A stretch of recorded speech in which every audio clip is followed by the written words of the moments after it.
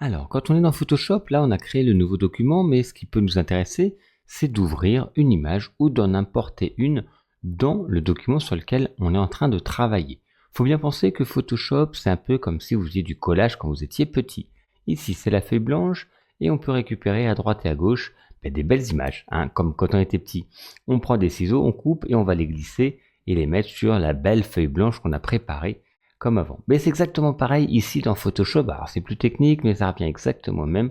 On va voir la plupart du temps un support de base et on va faire glisser des photos, des images qu'on aura coupées, des effets, etc.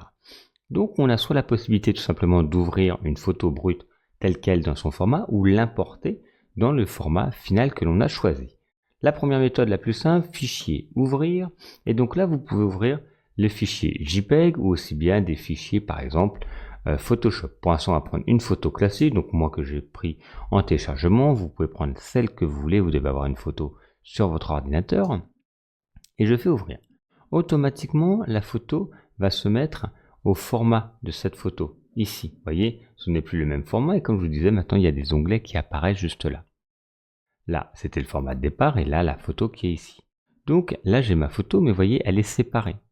Si je voulais mettre cette photo ici, j'ai plusieurs possibilités et une des autres possibilités, c'est tout simplement d'importer à l'intérieur de ce document. Cette fois, on ne va pas faire fichier ouvrir, mais fichier importer. Alors attention, il y en a deux. Il y a importer et incorporer et importer et lier. Alors la différence, c'est il y a des avantages, des inconvénients. Je vais vous expliquer rapidement parce que là on est vraiment dans le début de Photoshop. Ici, c'est importer et incorporer. C'est-à-dire que c'est comme si je prenais la photo et je la collais ici.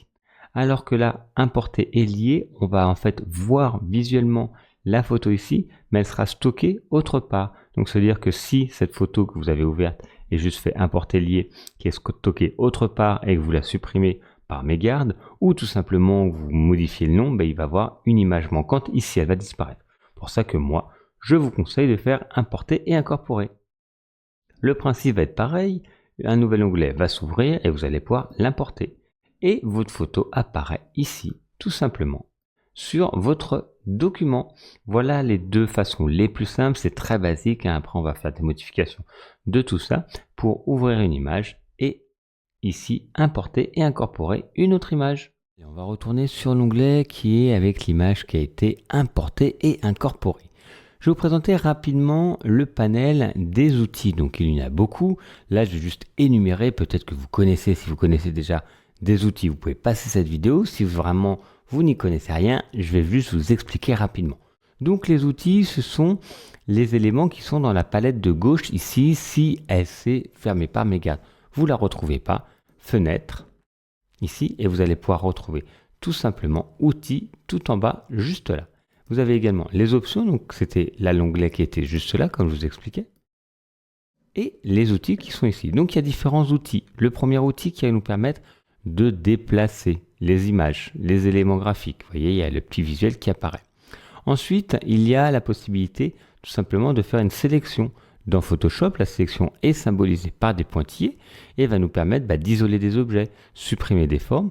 Donc ici, il y a la possibilité d'avoir tout simplement des formes basiques, des rectangles, des ellipses et des traits. Ici, ça va nous permettre également de créer des sélections, mais avec un autre outil qui est l'outil lasso. Donc ça va pouvoir faire et générer des lignes droites ou de façon à main levée, on va pouvoir avoir cette méthode ici. Et on va avoir complètement à main levée, donc vraiment libre, sans faire des lignes droites, mais vraiment par rapport au flux de votre souris. Donc on va voir tout ça. Là, c'est un autre outil de sélection qui nous permet rapidement de sélectionner des éléments à peu près identiques. Là, ça va nous permettre de recadrer.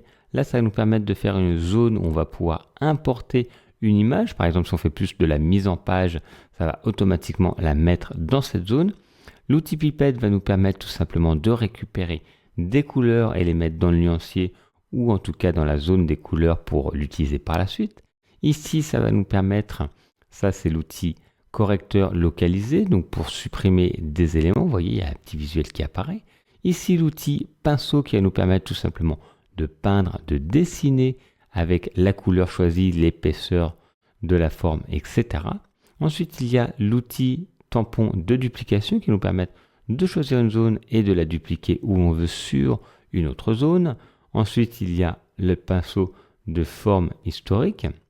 On va voir qui nous permet en fait de récupérer finalement des éléments que l'on aura fait, revenir en arrière, un peu comme l'historique. Ici, il y a la gomme, il y a le pot de peinture qui nous permet de peindre des zones, l'outil doigt qui va nous permettre de tout simplement déplacer des éléments, l'outil main qui nous permet d'augmenter ou de réduire la densité, donc plus ou moins sombre ou plus ou moins clair. Une partie de la photo, ensuite ici la plume qui nous permet de dessiner des lignes droites ou des courbes, écrire du texte, déplacer les tracés, ici dessiner des formes, je vais un peu plus vite, et déplacer avec l'outil main et la loupe. Voilà, je vous explique rapidement, là surtout ce qu'il faut bien garder en mémoire, donc sur Photoshop c'est le cas, chaque élément en fait a un sous-menu, on voit un petit triangle ici, vous voyez le petit symbole qui est là en bas à droite, si je clique longtemps dessus, je vais avoir d'autres outils encore plus complexes, c'est pour ça on va voir plus ou moins tous les outils. Donc là, c'était une petite énumération rapide pour que vous compreniez. Quand je parlerai d'outils, ça se passera dans la partie de gauche. Si je vous dis que c'est un sous-outil ou sous-catégorie, il faudra cliquer longtemps dessus pour voir apparaître encore d'autres outils.